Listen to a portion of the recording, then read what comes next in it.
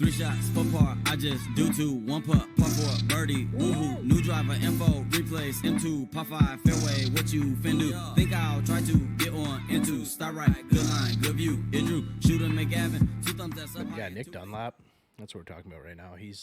So him and Tiger got that crazy stat. They're like the only ones to win the USAM and a PGA Tour event before they were a pro or something like that. I think that's what the stat is.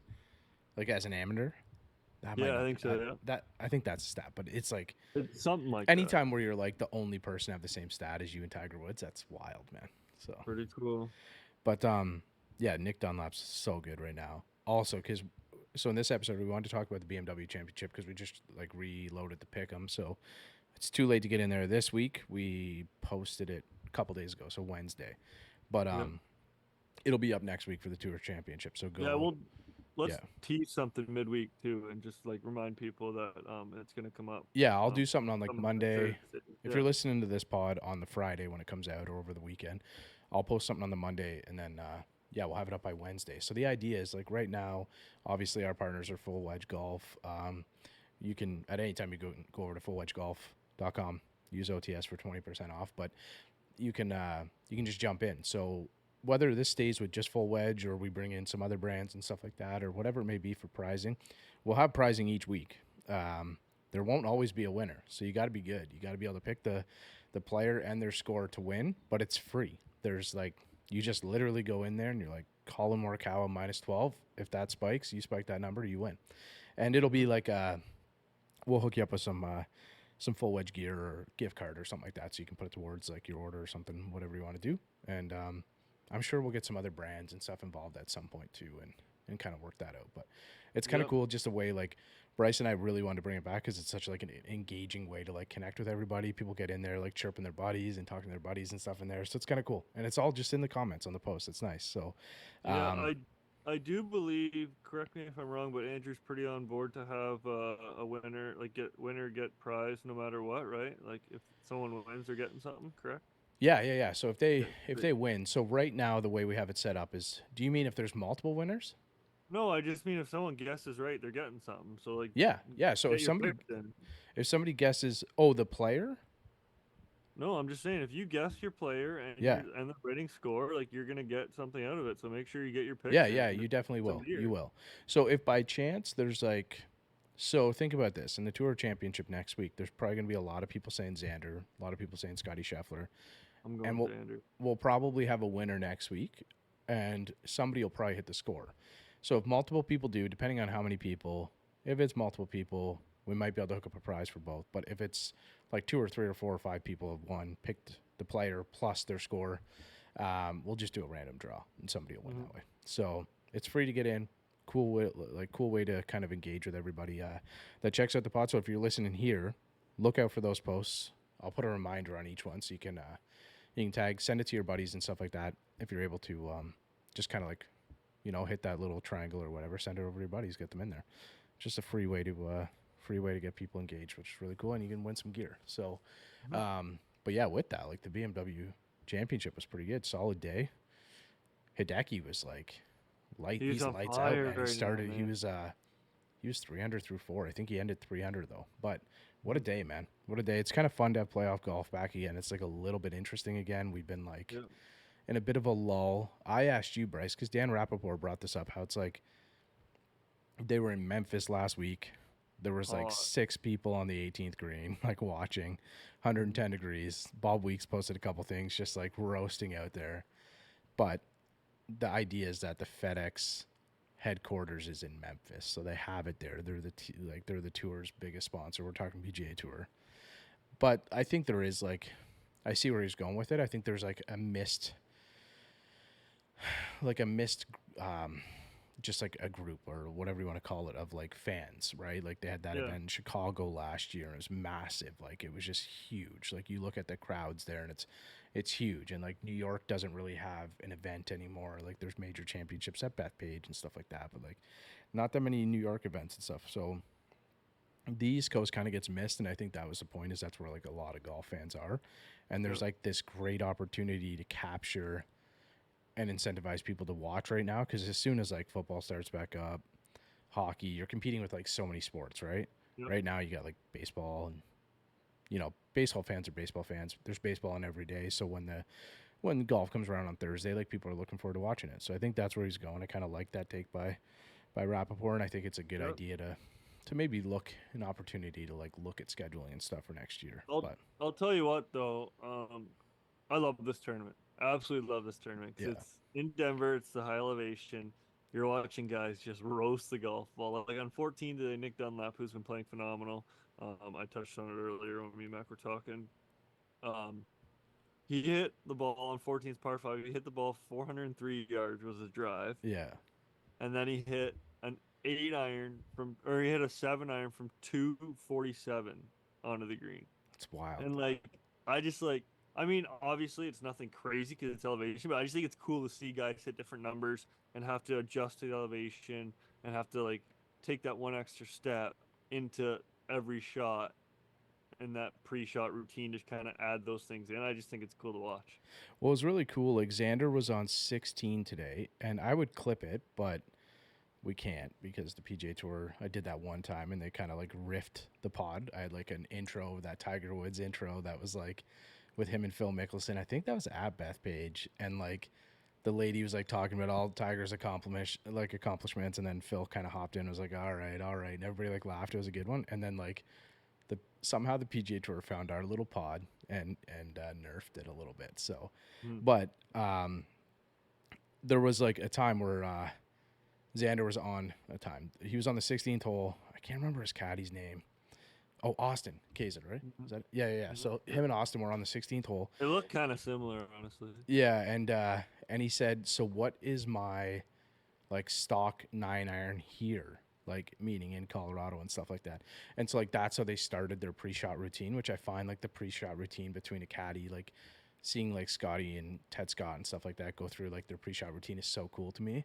And Yeah, like and everyone's so different. yeah, Awesome. so to like hear their feedback and it's like, okay, like so your 9-iron, you know, your stock 9-iron is 157, but today it's playing at like 184 or whatever it is like insane to hear. Like that might not be like what they said verbatim, but it's just cool to hear like the difference and how they kind of break it down. And yeah, it was kind of neat. And I feel And like and a lot of the coverage has been a lot better at getting mics close and getting Yeah. really good audio in those conversations. And I think they kind of got good feedback on that because I've noticed over the past couple of years that they really try to get in there and get those conversations recorded and so we can hear them. And I think it just adds a whole nother element to watching golf. I think it's great. well, I said that like we've talked about this before, I think you and I. Yeah, and, yeah. And Yep. like, why aren't like the caddies mic'd up? I get the players and stuff like that. Oh, It's I hard to love like, it. but it'd be so cool to have caddies mic'd up and like So cool. people love those like little innuendos of the game and like Mhm. you like real golf nerds would love to hear that part of the Well, conversation. especially today, Rory had a shot on, I believe it was 17, where he had 2 feet up on the rocks, and his ball was maybe 3 inches from the rocks, Yeah. beside the stream. And I would have loved to hear and he switched clubs like 4 times. He got up, rehearsed his shot, got down, switched clubs, got up, rehearsed his shot. Like it probably took, I don't know, like 5 to 8 minutes to Yeah. finally hit the shot, which is a long time and when you're trying to figure out a shot. But I would have loved to hear what they were talking about the whole time. You know, it would have been great. Well, remember at the Tour Championship last year, we had just had a pod with Bob from Squares, and then there was that time where Sepp was in the water, Yeah. he was wearing Squares, and like even the commentary was like great on it. They were talking about like all the different things and Sepp putting his foot in the water and stuff like that. But imagine like hearing Sepp and his caddy or whatever it was, or that time Wes Bryant got trapped in that little pond. Like imagine being able to hear like the stuff back and forth with them. I think that would be so engaging. It's like when we watch hockey and guys get mic'd up, like that's the best. Like people love that. People love that. It happens in football and stuff too. So bringing that into golf, like putting an earpiece in as Tommy Fleetwood's walking down 18 last year, you know, right before he hits his approach shot with Nick Taylor and stuff like that. That stuff's really cool. Nick Taylor doing the same. Like I like that. I think it'd be cool if caddies were like mic'd up. I think that would be like perfect. People would enjoy that a lot. But speaking of all that stuff, like a lot of it's kind of, you know, a segue here is kind of coming into golf more because of like golf YouTube and creators and stuff like that. Bryce and I are creators on a much lower scale than a lot of others. But I was talking to Mac the other day, and he's doing the Creator Classic next week, which is pretty cool. So We actually might have something coming up with Mac in a little bit, so which will be pretty cool. I'll tell you about that in a bit, Bryce. But I was like, I'm into the Creator Classic. I know it's not for everybody. Like a lot of pure golf fans are not really maybe into that or whatever it may be, but I think it's kind of cool. I think there's a lot of really good players. I don't know exactly what the winner gets this time, but the event essentially is right before the Tour Championship, the Wednesday before. You can watch it on the YouTube PGA Tour YouTube channel. So it's 16 of the top creators in golf, and they're playing in, I think it's an 8-hole match, and then the top 4 play a playoff on the 9th hole. Is that or all it whatever. is? I didn't read the details, but Yeah, it's just before we get too deep into this, I love this. I think it's great for golf. I think the PGA Tour, I think it's a win for them as long as everything goes good. Did you see Bryson? He's like, "Can I play?" Yeah, so that was kind of like where my questioning went. So there are a few things. Dave Portnoy talked today about creating the bar stool. Yeah, Yep. so we had a couple people tag us in that too. So I was like, yeah, I'll for sure go get waxed in that and shoot 90 and like just maybe even higher if we're at, that might be my But score he's for going to 9 holes. handicap it. Yeah, so like I don't think you can handicap that event. I think Dave Portnoy was saying that without really understanding what he was saying. I don't. Well, this stems from I listen to Foreplay pretty often, obviously, and they were talking last week, and Frankie kind of brought the point of like, listen, like you're doing a creator, like YouTube creators event, Yeah. but you pretty much have all these top tier, low handicap, scratch to plus handicap guys. Like, why aren't you bringing in these like Trent, the 20 handicaps, the 15 handicaps? Like, because he explains how like this is more relatable to the average golfer compared to a guy going shooting 66. So hear me out. You have to flight this tournament though. You can't. Yeah. Okay. You can't cap it because you can't put Trent in a group with Wes Bryan and like. If you're like Dave Portnoy's talking about putting $1 million first prize. Yeah. So like you could split that up. You can make it like 200,000-300,000, whatever it is, split up between a few flights, but you got to flight it though. And I think that like you have to find a way to be able to flight it, to be able to make the tournament like engaging. Otherwise I think it would get a bit messy. Like it's like, it would. Yeah. But again, I don't know if people would mind seeing that is my only, like, I don't know. Like, I think people would enjoy seeing Wes Bryan and Trent in the same group. I mean, yeah, it might suck for Wes Bryan being slowed down by Trent, but I think people would I think it would get eyeballs. I think people would like that. I think it would, but like Trent's putting for 6 and Wes is putting for 4, and they're gonna make the same score, you know, because he got 2 shots on that hole or something. You know, I think that would be a hit, in my opinion. I don't know. I just think it would be. It's a really intriguing thought. Like it is a very fascinating thought to me to be able to put somebody who's a +6 with a 26, like and potentially be in the same group, right? So like it is extremely fascinating to me and how they would make it work. But my thought was like, I think you have to flight it, and then I think the guys who are still 20s and stuff like that, or 10 plus, 15 plus, whatever it is, however you want to break it down, are still gonna want to play in that event. Obviously, the purse isn't going to be as high, but if you want to get the draw and you want it to be like as competitive as possible, I think it has to be. I think it has to be like different flights. Yeah, I'm not disagreeing with you at all. I think flighting it would work. I think they can make it work with handicaps. I think there'd be a bit of carnage out there, kind of in quotations. Like, you know what though, Bryce? That's actually really cool though. Because think about it this. So think about it this way: they play a Thursday. Maybe they make it a 3-day event or something like that. Yeah. So you play a 1-day event, you shuffle. You play a 2-day event. I think you got to cut people at some point. Maybe you cut people after the first day. You play day number 2, and like say you do wind up with like you're going to have like Snappy Gilmore playing with like George Bryan, and it's gonna be like carnage, like you said. It's just gonna be like wild, and like maybe that's what people would like to watch. And then wherever it falls. But like my question is, so actually before we get to that, let me break down. So anybody who's like kind of interested in this, Pro Shop's putting it on. They're not putting it on. PGA Tour's putting it on. Pro Shop is capturing it, so that's the group who captured Netflix Full Swing. So it's going to be a pretty top tier event. There's going to be shot tracers, and I looked down the list of the 16 creators, and the first one is multiple guest of the pod, Mac Boucher. And I thought to myself, I was like, imagine like people watching that maybe not knowing Mac or whatever it is, like, and just like him slinging like a 50-yard like It's gonna be great. banana in there. Like it's awesome. just it's gonna be awesome to watch. So we got Mac. They go through to break down all of their YouTube subscribers and all that stuff, which I'm not going to do, but I'll go through the 16. So we got Mac, we got the Bryan brothers, Amy Cho, Garrett Clark, Brad Dalkey, Peter Finch, Gabby Golf Girl, Luke Kwan, Micah Morris, Mason Nutt, Busted Jack, Nick Stubby, so Fat Perez, Paige Sporanic, Roger Steele, Tyler Toney, and Sean Walsh, which I think is kind of a cool one. I think Sean, like, there's a few guys who are going to win this event. I think Tyler's hopping in here.